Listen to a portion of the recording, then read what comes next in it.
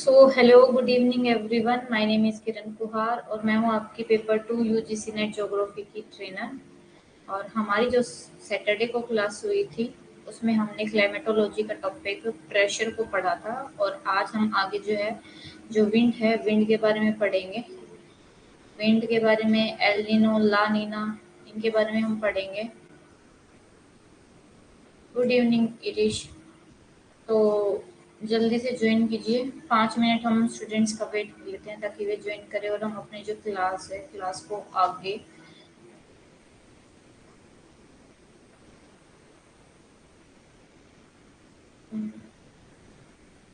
Recorded class में 1 minute. आप कौन से बैच में हो इरिश? कौन सा आपने बैच ज्वाइन कर रखा है? मैंने सारे पिछला वाला देख चुकी हूँ। अच्छा, सारा देख चुकी हूँ तो आपको अच्छा वो रिकॉर्डेड वाला शायद 5th लेक्चर। 1 मिनट। ज्योग्राफी में ना 4 बैच है। एक तो 24 मंथ्स के लिए और 6 मंथ्स के लिए। आपने पेपर 1 पेपर 2 का कंबाइन ले रखा है बैच?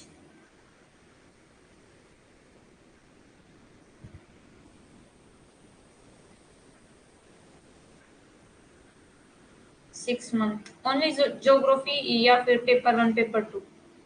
1 मिनट अभी चेक कर लेते हैं।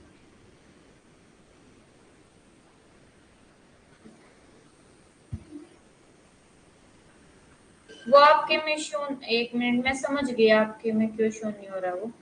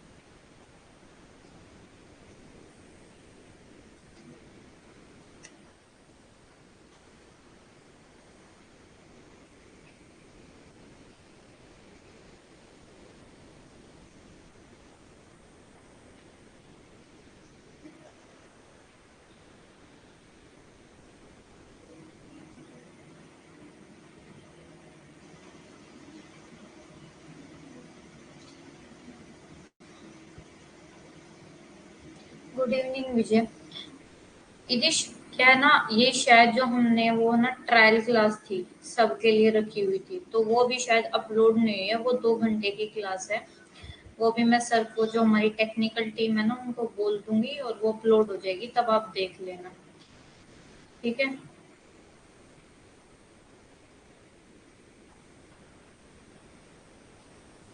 तो हमारी जैसा कि आप सबको बताया है मेरे को टाइफाइड हो गया था तो 2-3 दिन से क्लास नहीं चल रही है। कल आपकी सुबह भी क्लास होगी इवनिंग में 7 to 8 और फिर मॉर्निंग का सेम टाइम है 6 to 7 8 to 9। क्योंकि जो प्रीवियस क्लास है प्रीवियस आपकी 4 क्लासेस रह गई हैं 2 क्लास संडे की और 2 क्लास मंडे की। तो टॉपिक कवर कर देंगे ताकि हमारा जो क्लाइमेटोलॉजी है परसों तक क्लाइमेटोलॉजी के जो टॉपिक है वो सारे हो जाएंगे। ठीक है। तो अब हम अपना जो नेक्स्ट टॉपिक है वो शुरू करते हैं।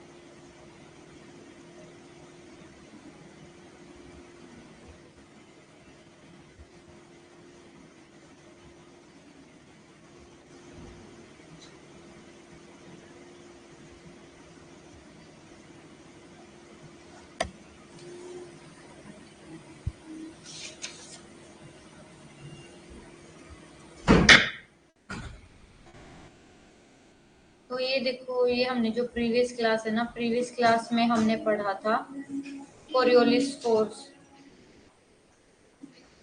एक मिनट।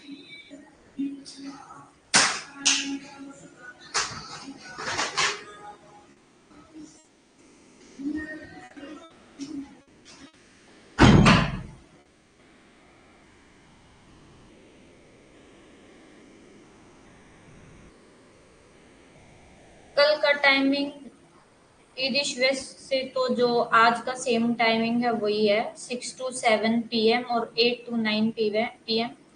बस ये है कि कल सुबह भी हमारी एक क्लास होगी 8 to 9 PM, ठीक है, या फिर 8 to 9 PM हमारी कल क्लास रहेगी, क्योंकि हमें जल्दी से, क्योंकि हमारा एग्जाम आने वाला है, अभी आपके जो है फॉर्म्स निकलने वाले हैं, ताकि इतने हमारा फॉर्म निकले, इतने हमारी जो 4-5 यूनिट हैं वो अप्रैल में खत्म हो जाए, तो हमारी जो क्लाइमेटोलॉजी है वो 2-3 दिन में, और हमारे इतने टॉपिक बचे हुए हैं कि वो खत्म हो जाएगी।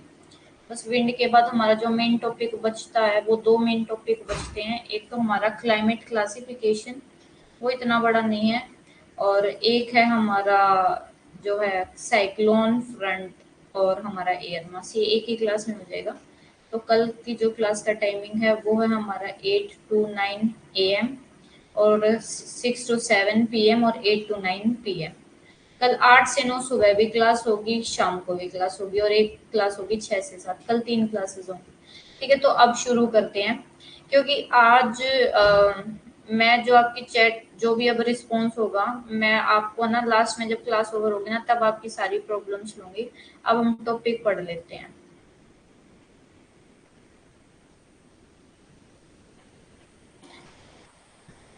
ये देखो, प्रीवियस क्लास में हमने किसके बारे में पढ़ा था? प्रीवियस क्लास में पढ़ा था हमने कोरियोलिस फोर्स के बारे में, कि जो कोरियोलिस फोर्स है वो क्या होता है। तो आपकी जो प्रीवियस क्लास है वो शाम तक अपलोड हो जाएगी, आप उसको देख लेना। आज हम जो शुरू करेंगे वो हम करेंगे फ्रिक्शनल फोर्स, यानी कि घर्षणल जो बल होता है, घर्षण बल। अब ये फ्रिक्शनल फोर्स क्या है, फ्रिक्शनल फोर्स कब जनरेट होता है? फ्रिक्शनल फोर्स जनरेट होता है, देखो सबसे पहले ये समझो, ये हमारा क्या है, हमारा अर्थ सरफेस है, लैंड स्फीयर है, ये हमारी धरती के पास वाला एरिया है, ठीक है, जहाँ पे हम अभी रहते हैं। यहाँ पे क्या है, यहाँ पे बहुत सारी बिल्डिंग्स हैं, माउंटेन्स हैं, हिल्स हैं, कहीं पे पेड़ है, कहीं पे प्लेटू है, कहीं पे वैली है, कहीं पे कुछ है, ठीक है। तो जो हमारे टेरेन है वो कैसा है, अंडुलेटिंग, उबड़ खाबड़ टेरेन है, जिसकी वजह से जो विंड चलती है ना, इस जो जोन है, जो हमारा लोअर ट्रोपोस्फियर है, उसमें जो विंड चलती है, उसकी वजह से क्या होता है, जैसे ये विंड चल रही, तो क्या है, इस विंड को घर्षण का सामना करना पड़ता है। ये विंड इनसे टकराती है, और टकरा के क्या, इसकी दिशा में परिवर्तन हो जाता है, और जो इसकी स्पीड है वो क्या हो जाती है, कम हो जाती है। तो हमने इससे पहले एक फोर्स पढ़ा था, कौन सा फोर्स है, वो है हमारा pressure gradient force. Pressure gradient force क्या होता है, प्रेशर ग्रेडियंट फोर्स में हमने पढ़ा था कि जो प्रेशर ग्रेडियंट फोर्स है वो क्या करता है, जो हमारी विंड है ना, विंड की स्पीड को इंक्रीज करता है। अर्थ पर विंड की स्पीड को कौन बढ़ाता है, वो हमारा बढ़ाता है प्रेशर ग्रेडियंट फोर्स। और हमारे अर्थ पर जो हमारा विंड है, विंड की स्पीड को कौन रोकता है, उसकी स्पीड को कौन कम करता है, तो वो है हमारा फ्रिक्शनल फोर्स, ठीक है। और कोरियोलिस फोर्स में याद रखना कि जो कोरियोलिस फोर्स है वो विंड, ना तो विंड की स्पीड को कम करता है, ठीक है, और ना उसकी जो विंड की स्पीड को कम नहीं करता है, ना उसको रोकता है। कोरियोलिस फोर्स का काम है कि जो हमारी विंड है ना, विंड की डायरेक्शन, डायरेक्शन को, जैसे हमारा ये देखो, ये हमारा नॉर्दर्न हेमिस्फीयर है और ये हमारा सर्दर्न हेमिस्फीयर है। नॉर्दर्न हेमिस्फीयर में कोरियोलिस फोर्स क्या काम करेगा, जो हमारी विंड ऐसे जा रही थी ना, सीधा जा रही थी, वो उसकी डायरेक्शन को क्या करता है, मोड़ देता है, उसकी डायरेक्शन में मोड़ कर देता है, और वो क्या है, उत्तरी गोलार्ध में अपनी बाई ओर यानी कि राइट हैंड साइड, और दक्षिणी गोलार्ध में अपनी दाई ओर मुड़ जाती है, ठीक है, ऐसे। ये हमारा है किसका, ये हमारा कोरियोलिस फोर्स का काम है।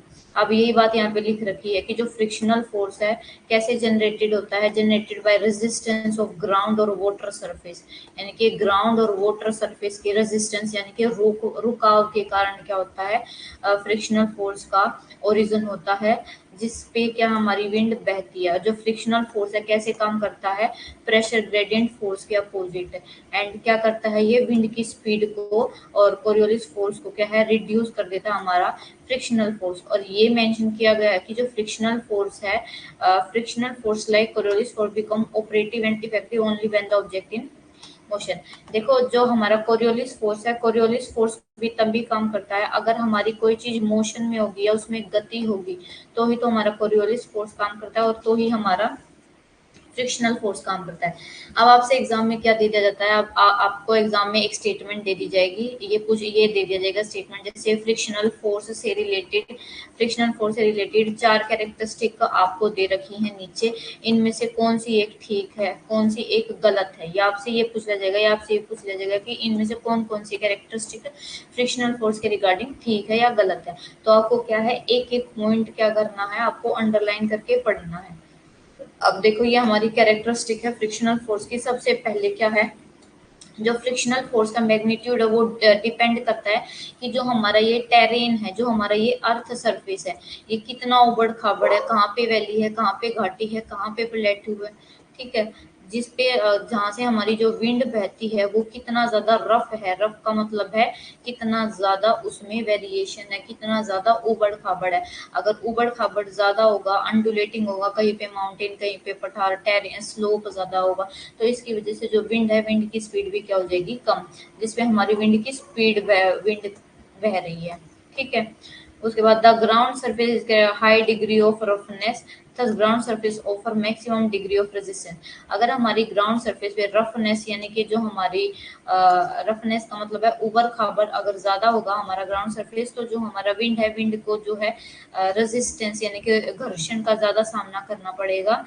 ठीक है, और वाटर जो है ना, देखो वाटर पर अगर हमारी विंड बहती है ना, तो वहां पर जो वाटर है वो इतना ज्यादा फ्रिक्शनल फोर्स रेजिस्ट नहीं करता है विंड की स्पीड को, क्योंकि जो हमारा पानी है, पानी के ऊपर कहीं कहीं हमारी हिल होती है, नहीं तो जो हमारा पानी है, पानी की जो सतह होती है वो कैसे होती है, फ्लैट होती है, उसमें कोई भी क्या है वो उबड़ खाबड़ नहीं होता, वो एक फ्लैट सरफेस होता है, तो विंड इसमें आराम से बहती है और विंड की जो स्पीड है ज्यादा होती है। अभी आपने देखा होगा जैसे हमारे जो ओशियंस है, ओशियन पे जो है हम ओशियन, जैसे हम अगर पैसिफिक ओशियन की बात करें, अटलांटिक ओशियन की बात करें, तो वहां पे जो विंड की स्पीड होती है बहुत ज्यादा होती है। क्यों होती है ज्यादा, क्योंकि वहां पर कोई भी चीज नहीं है, या कोई भी माउंटेन्स नहीं है, वैली नहीं है, पीक नहीं है, कोई स्लोप नहीं है जिसका विंड को सामना करना पड़े।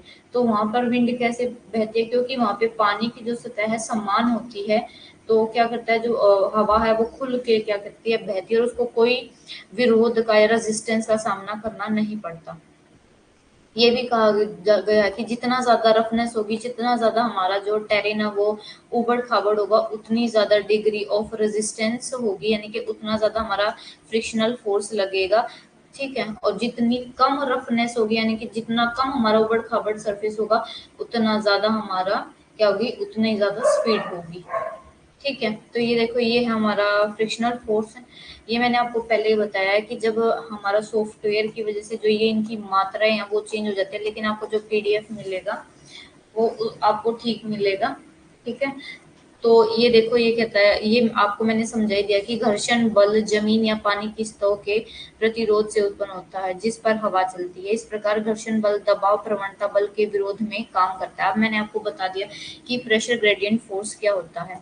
अब हमारा जोन ऑफ लोअर एटमोस्फेयर, हम एटमोस्फेयर में देखो, हमारी मैंने आपको बताई थी कि हमारे एटमोस्फेयर में हमने जो हमारा एटमॉस्फेयर है, एटमॉस्फेयर का स्ट्रक्चर पढ़ा था। स्ट्रक्चर में सबसे पहले हमारी जो लेयर आती है वो आती है हमारी ट्रोपोस्फेयर, यानी कि सौरमंडल, समताप मंडल, मध्य मंडल। Troposphere, stratosphere, mesosphere, ionosphere. अब जो हमारा ये ट्रोपोस्फेयर है, ट्रोपोस्फेयर का जो निचले वाला भाग है उसको क्या बोला जाता है, लोअर एटमोस्फेयर, और इसको बोला जाता है अपर एटमोस्फेयर। ठीक है, तो ये कहता है कि जो हमारा जोन ऑफ लोअर एटमॉस्फेयर है उसमें क्या, उस वहां पे हमारा फ्रिक्शनल फोर्स ज्यादा है। क्यों ज्यादा है, उसको क्या कहते हैं, उसको फ्रिक्शनल लेयर कहते हैं, क्योंकि यहाँ पे फ्रिक्शनल जो फोर्स है, घर्षण जो बल है वो सबसे ज्यादा है। क्यों, at the surface and decrease, और जैसे जैसे सरफेस से ऊपर की तरफ चलते तो जो हमारा फ्रिक्शनल फोर्स है, घर्षण बल है, वो कम हो जाता है। अब ये क्यों कम हो जाता है, ये क्वेश्चन आपसे असर्शन रीजन में पूछ सकते हैं कि जो हमारी लोअर एटमॉस्फेयर उसको हम फ्रिक्शनल लेयर भी बोलते हैं। अब उसको फ्रिक्शनल लेयर क्यों बोलते हैं, इसका ये रीजन दे दिया जाएगा क्योंकि इसमें सबसे ज्यादा हमारी क्या है, सबसे ज्यादा रफनेस है, यहाँ पे बहुत ज्यादा वेरिएशन है, माउंटेन मिलते हैं, हिल्स में, तो इस तरीके का आपका क्या होगा, रीजन होगा। अगर ये असर्शन होगा और ये रीजन जो होगा जो मैंने बताया, तो आप क्या करोगे कि दोनों ए और आर दोनों करेक्ट है, असर्शन रीजन दोनों करेक्ट है, और साथ साथ जो असर्शन है वो जो रीजन है वो असर्शन की क्या कर रहा है, करेक्ट एक्सप्लेनेशन भी कर रहा है।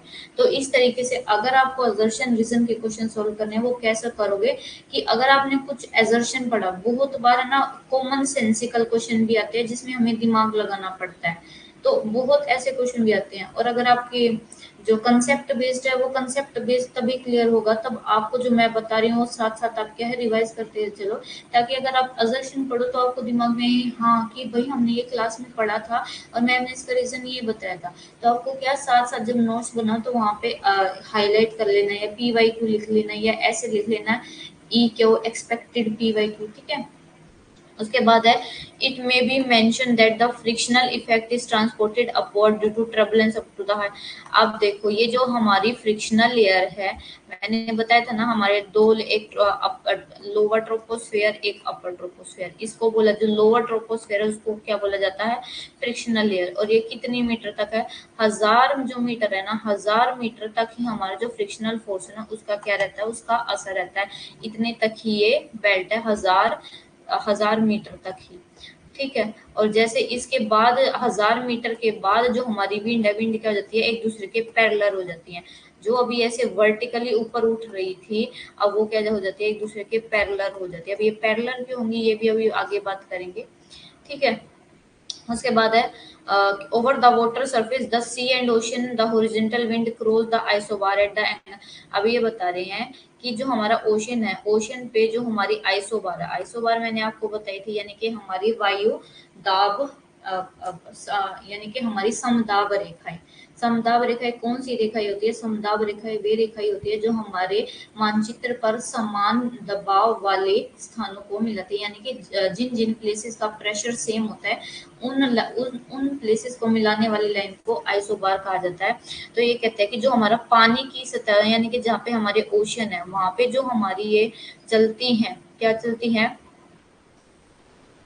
जो हमारी विंड है, विंड कैसे होती है, आइसोबार के जैसे। ये हमारे आपको पता है आइसोबार होती है हमारी, एक मिनट, आइसोबार हमारी होती है लेटीट्यूड के जैसी, यानी कि ईस्ट टू वेस्ट डायरेक्शन में हम ऐसे बनाते हैं, होती है हमारी आइसोबार। इन आइसोबार के जैसे हमारे 10 से 20 डिग्री जो एंगल है, 10 से 20 डिग्री एंगल पर कैसे है हमारी ये विंड चलती है, ठीक है। क्योंकि यहाँ पे क्यों इतना एंगल कम होता है, क्योंकि यहाँ पे जो फ्रिक्शनल फोर्स है वो बहुत कम है। यहाँ पे हवा को रोकने के लिए कोई भी हमारी टोपोग्राफी या लैंडफॉर्म नहीं है।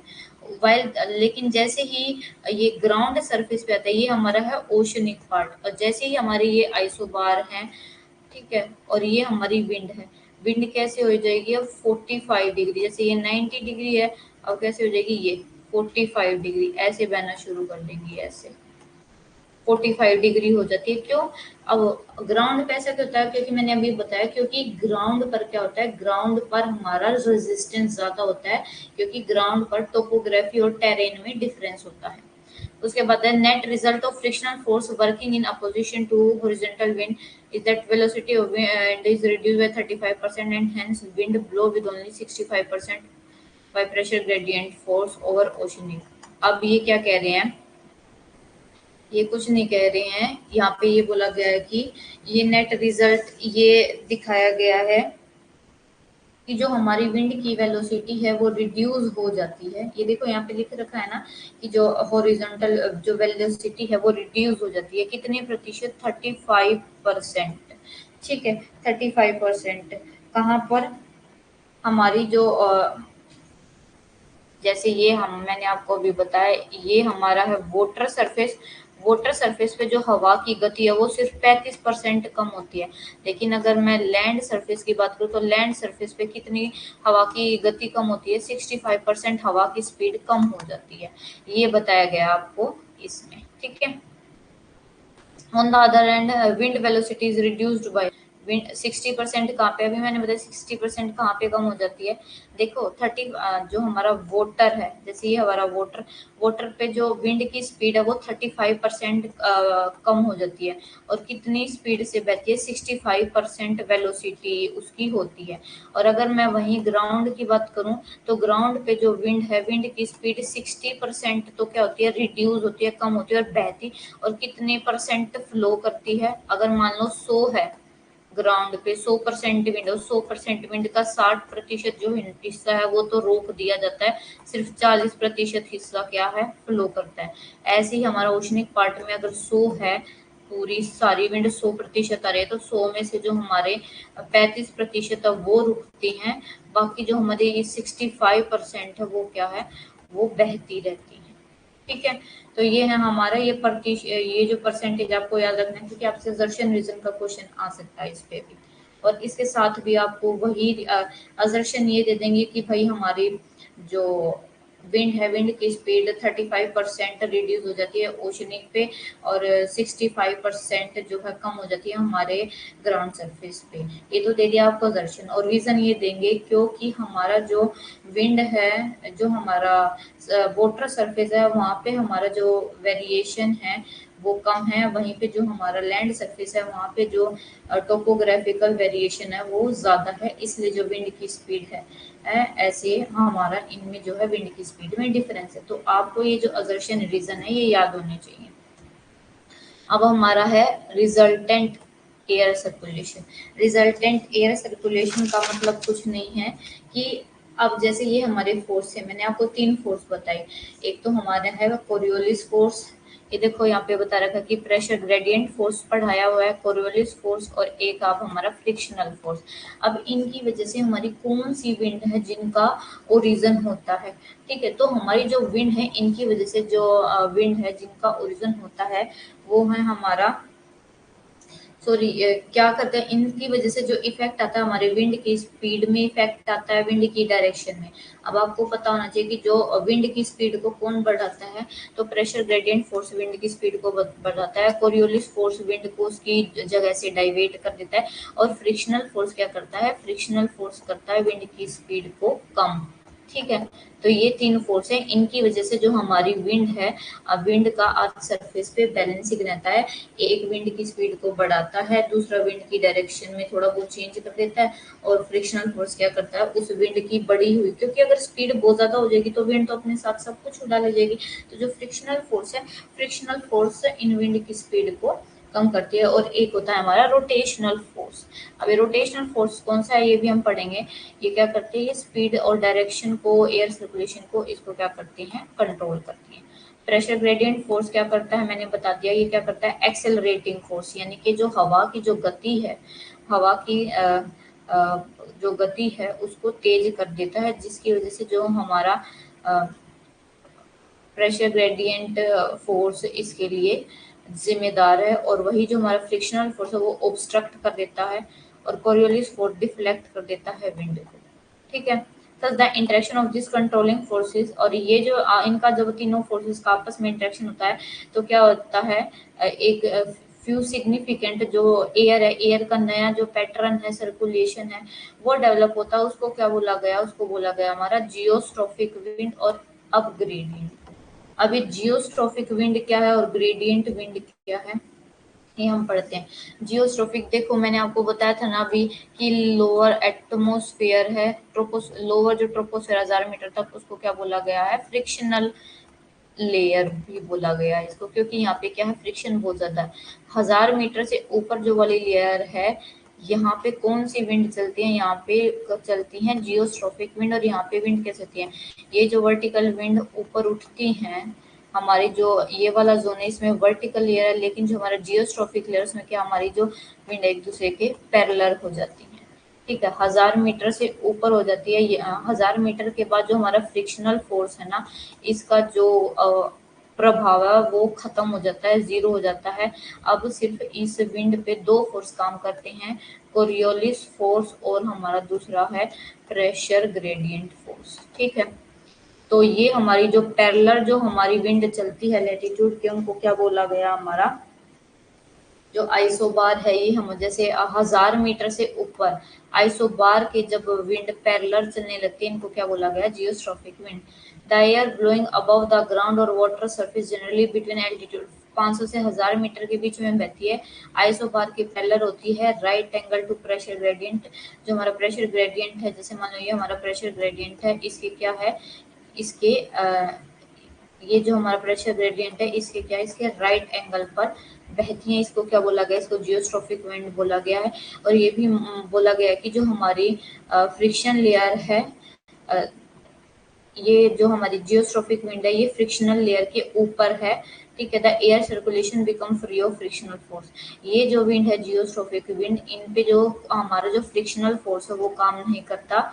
और ये जो जियोस्ट्रोफिक विंड है, सिर्फ दो फोर्स कंट्रोल करते हैं जियोस्ट्रोफिक विंड को, प्रेशर ग्रेडियंट फोर्स और हमारा कोरियोलिस फोर्स। जब ये दोनों फोर्स यानी कि हमारा प्रेशर ग्रेडियंट फोर्स और कोरियोलिस फोर्स बैलेंस हो जाते हैं, the resultant wind blow parallel to the, तो जब ये दोनों हमारा प्रेशर ग्रेडियंट फोर्स और कोरियोलिस फोर्स है हमारे बैलेंस हो जाते हैं, इक्वल हो जाते हैं, तो जो हमारी विंड है वो आइसोबार की क्या है, पैरेलल चलने लगते हैं, जिसको और उस लेयर को, ये 500 से 1000 मीटर ऊपर वाली जो मैंने लेयर बताई, इसको क्या बोला गया है, जियोस्ट्रोफिक लेयर। ठीक है, एज अ जैसे हमारी विंड स्पीड इंक्रीज होगी, कोरियोलिस फोर्स भी पता आपको वो भी बढ़ेगा। और ठीक है, और विंड ज्यादा से ज्यादा क्या है, डिफ्लेक्ट होंगी अपने राइट लेफ्ट। ठीक है, तो देखो ये है हमारी जियोस्ट्रोफिक विंड, ये हमारा है कोरियोलिस फोर्स, और ये हमारी कौन सी है, जियोस्ट्रोफिक विंड। मैंने बताया था ना पैरेलल हो जाती है, ये नॉर्दर्न हेमिस्फीयर में है, ये सदर्न हेमिस्फीयर में है। सबको पता है कि डिफ्लेक्ट हो जाती हैं, तो ऐसी होती है हमारी जियोस्ट्रोफिक विंड। ठीक है, तो अगर उसके बाद है अब हमारा ग्रेडियंट विंड। अब ग्रेडियंट विंड कुछ नहीं होती है, ग्रेडियंट विंड वो विंड होती हैं जो कैसे बहती हैं, जो फ्लो करती हैं, अरे कहाँ गया, जो ऐसे कर्ड पाथ में फ्लो करती है, जैसे हो गया हमारा साइक्लोन, जैसे हो गया हमारा एंटी साइक्लोन।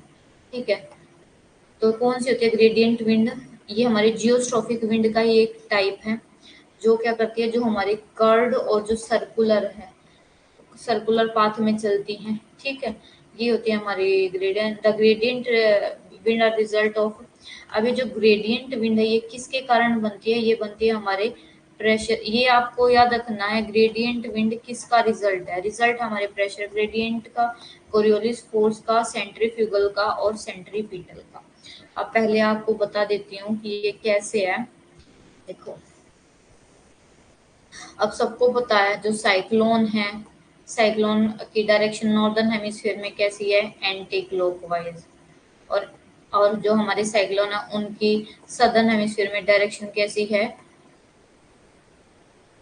क्लॉकवाइज। ठीक है, ऐसे ही है हमारे anti cyclone, anti cyclone opposite है साइक्लोन के, ये नॉर्दर्न हेमिस्फीयर में क्लॉकवाइज बहते हैं, क्लॉकवाइज चलते हैं, और जो सदर्न हेमिस्फीयर है उसमें कैसे चलते हैं, उसमें चलते हैं हमारे एंटी क्लॉकवाइज। ठीक है, तो ये है हमारी अब ग्रेडियंट विंड। अब ये पहले साइक्लोन ही कैसे आता है, देखो सबसे पहले ये हमारा है अर्थ का धरातल। यहाँ पे मान लो यहाँ पे क्या है, बहुत ज्यादा टेम्परेचर मिला, इंसोलेशन बहुत ज्यादा मिला, तो क्या हो गया, टेम्परेचर हाई हो गया, टेम्परेचर ज्यादा।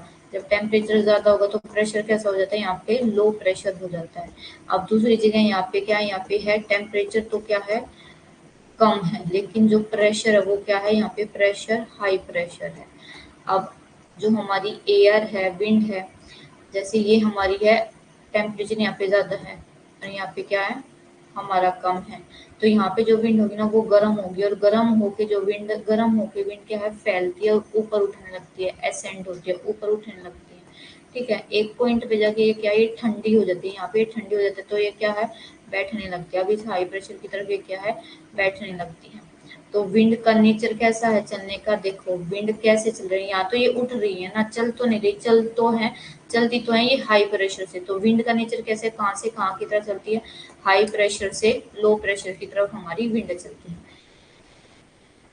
हाई प्रेशर से विंड चलती है इस लो प्रेशर को कवर करने के लिए, ठीक है। अगर यहाँ पे लो प्रेशर है तो बाहर से हाई प्रेशर से सारी विंड इस लो प्रेशर की तरफ चलती है, ताकि यहाँ पे क्या है, बैलेंसिंग हो सके। और क्या बनते हैं, हमारे साइक्लोन बनते हैं। ये हो गए हैं साइक्लोन। अब एंटी साइक्लोन क्या है, एंटी साइक्लोन हमारा ये है लो प्रेशर।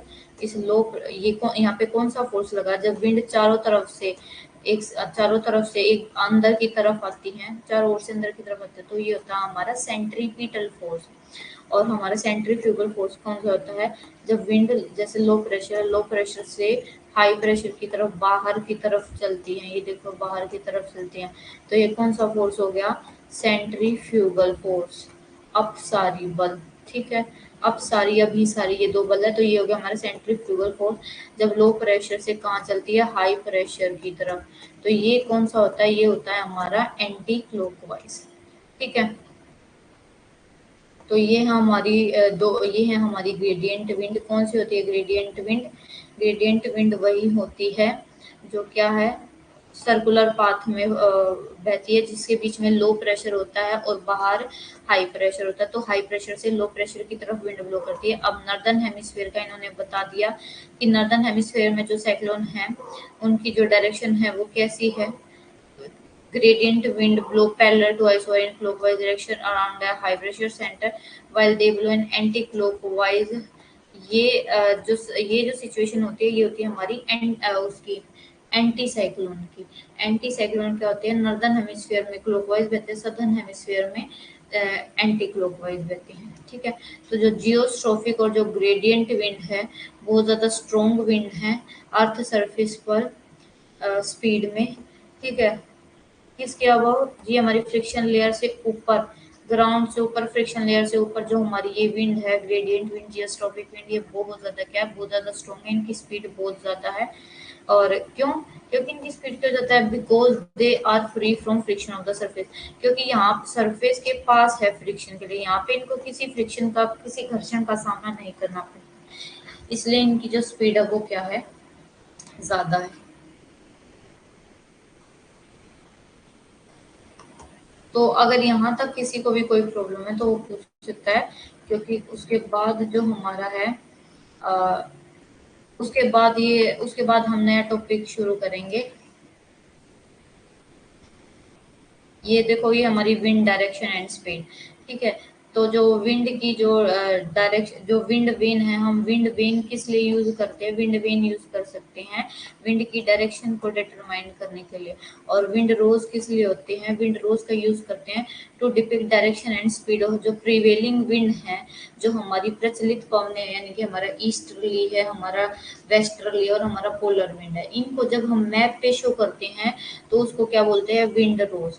एक जो हमारे फ्रांसिस थे, हमारे फ्रांस के ये फोर्ट थे, उन्होंने ये आपसे ये है ना, ये पूछा जाता है, ये क्वेश्चन पूछा गया, ये मैं आपको दूंगी जब प्रैक्टिकल ज्योग्राफी करवाऊंगे ना, तो उसमें ना जो ब्यूफोर्ट स्केल है, ब्यूफोर्ट स्केल ने ना 0 से 12 नंबर तक जो है ना विंड का क्लासिफिकेशन दिया गया है। और जो 12 नंबर पे जो विंड है उस पे उसने क्या लिया, उसने वहां पे लिया है ह्यूरिकेन। तो आपके पेपर में एक क्वेश्चन आया हुआ है, जो ब्यूफोर्ट स्केल है, ब्यूफोर्ट स्केल के लेवल 12 पर किसको दर्जा दिया गया, तो उस पे दर्जा दिया गया है ह्यूरिकेन को, ठीक है। ये ब्यूफोर्ट स्केल जिसको क्या मॉडिफाई किया है, विंड वेलो यानी कि विंड की स्पीड कितनी है। एनीमोमीटर किस लिए यूज करते हैं, ये बहुत ज्यादा इंपॉर्टेंट आपसे पूछा गया कि जो विंड की स्पीड है, विंड की स्पीड को किस में मेजर किया गया है, एनीमोमीटर में। बहुत बार क्वेश्चन आया हुआ है कि एनीमोमीटर विंड की स्पीड के लिए कौन सा डिवाइस यूज किया जाता है मेजर करने के लिए, तो विंड की स्पीड को मेजर करने के लिए जो डिवाइस यूज किया जाता है उसको बोला जाता है एनीमोमीटर। उसके बाद एक होता है हमारा propeller type anemometer. Propeller type जो एनीमोमीटर होता है वो क्या करता है, वो दोनों काम करता है, विंड की स्पीड को भी मेजर करता है और विंड की डायरेक्शन को। जैसे हमारा विंड वेन सिर्फ डायरेक्शन के लिए था और एनीमोमीटर सिर्फ किसके लिए था, हमारे विंड की स्पीड को। तो जब हमारा प्रोपेलर टाइप एनीमोमीटर है वो दोनों को, विंड की स्पीड को भी और विंड डायरेक्शन को, दोनों को क्या करा, दोनों को मेजर करेगा। उसके बाद एक होता है हमारा मेट्रोग्राफ और ट्रिपल रजिस्टर्ड इंस्ट्रूमेंट। वो क्या करता है, वो विंड की स्पीड को, विंड की डायरेक्शन को, सनशाइन को और प्रेसिपिटेशन को क्या करता है, रिकॉर्ड करता है। अब ये चीज जो है आपके लिए इम्पोर्टेंट है कि जो हमारा विंड है ना, विंड की जो डायरेक्शन है उसमें ना लगातार सब्सटेंशियल यानी कि लगातार चेंज हो जाते हैं, ठीक है। तो उस चेंज को क्या बोला गया, उस चेंज को बोला गया है विंड शिफ्ट। आपके पेपर है, पेपर में 1-2 नंबर में एक स्टेटमेंट वाइज क्वेश्चन आ सकता है कि जो विंड शिफ्ट है, विंड शिफ्ट किसे कहते हैं। तो विंड शिफ्ट कहते हैं, ये जो आपको डेफिनेशन याद होना चाहिए, जो सब्सटेंशियल चेंज, जो लगातार चेंज होती है विंड की डायरेक्शन में। और ये डायरेक्शन याद रख लेना, ये कीवर्ड है। ये जैसे आप नोट्स बनाओ तो यहाँ पे लिख लेना विंड डायरेक्शन और उसके सामने लिख लेना विंड शिफ्ट। उसको क्या बोलते हैं, विंड शिफ्ट। विंड के डायरेक्शन में जब चेंज हो जाता है उसको बोलते हैं विंड शिफ्ट। अब ये दो तरीके का है, एक वियरिंग विंड शिफ्ट, एक होता है बैकिंग विंड शिफ्ट। अब वियरिंग विंड शिफ्ट वो होता है जिसमें जो विंड की डायरेक्शन है वो कैसे चेंज होती है, क्लॉकवाइज, यानी कि जैसे हमारी सुई की घड़ी चलती है ऐसे। और जो हमारा बैकिंग विंड शिफ्ट होता है उसमें क्या होता है, जो डायरेक्शन चेंज होती है एंटी क्लॉकवाइज, यानी कि घड़ी की सुइयों के विपरीत, ठीक है। तो ये होता है हमारा विंड शिफ्ट। विंड शिफ्ट दो तरीके का है, वियरिंग विंड शिफ्ट और होता है हमारा बैकिंग विंड शिफ्ट। अब है हमारा type of wind. Type of wind में हम आप सबको पता है, एक होती है हमारी प्रीवेलिंग और परमानेंट विंड। प्रीवेलिंग और परमानेंट विंड वो होती हैं, जैसे ये हमारा है अर्थ और ये है 0 डिग्री। तो यहाँ पे 20-23 डिग्री और हमारा ये है 66.5 डिग्री और ये है हमारा 90 डिग्री।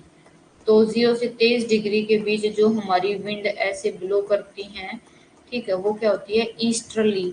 ईस्टर्ली से याद रख लेना इनकी डायरेक्शन कैसे होती है, east to waste.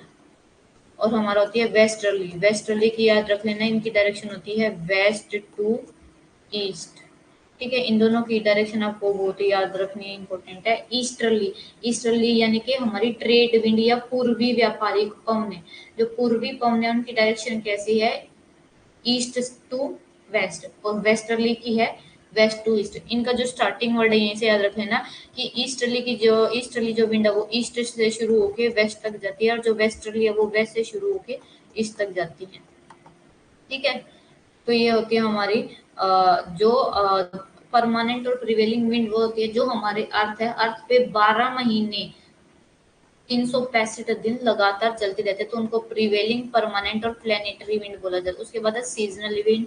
Seasonal wind होगी जैसे हमारा माउंटेन एंड वैली ब्रिज होगी, या फिर आपका जो है मॉनसून जो होगी, ये पवने जो हमारी सीजनल विंड में आती है।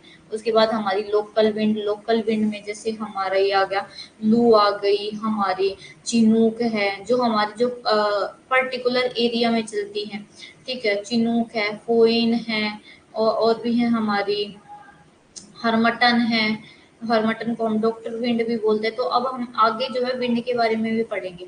आपसे ये जो है ना, ये आपसे पूछा जाता है तो इसको इंग्लिश में याद रखना है कि जो मैक्रो लेवल पे यानी कि पूरे, यानी कि कॉन्टिनेंट और ओशनिक लेवल पे देखे तो हमारी उसमें कौन सी विंड आती है, सिनोप्टिक स्केल। और जो सेकेंडरी यानी कि उनसे जो छोटे लेवल पर आती है, यानी कि जो हमारे एक जैसे हमारा पूरे इंडिया पर है, पूरे इंडिया पे हमारी कौन सी विंड बहती है, जैसे हमारी ट्रेड विंड बहती है।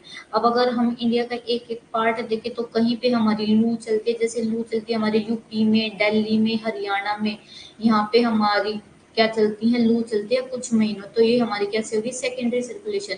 और जो हमारी टर्शरी सर्कुलेशन है, टर्शरी सर्कुलेशन में हो जाएगी हमारी लोकल विंड। लोकल विंड में आती है हमारी लू आती है। तो और भी हमारी जैसे कहीं पे जो हमने ये मॉनसून विंड है, मॉनसून विंड को अलग अलग नाम दे रखा है, ठीक है। तो अब उनके उनके बारे में पढ़ेंगे। तो जो मैक्रो लेवल पर यानी कि जो सबसे बड़े लेवल पर है उनमें आती है हमारी ट्रेड विंड, वेस्टर्ली और पोलर।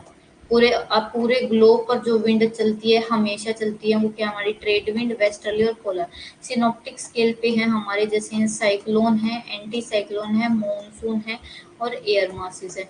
माइक्रो लेवल और टर्शरी लेवल पर है हमारी लोकल विंड्स, ठीक है, तो आपको क्या है ये याद रखना है कि माइक्रो लेवल पर कौन सी विंड है।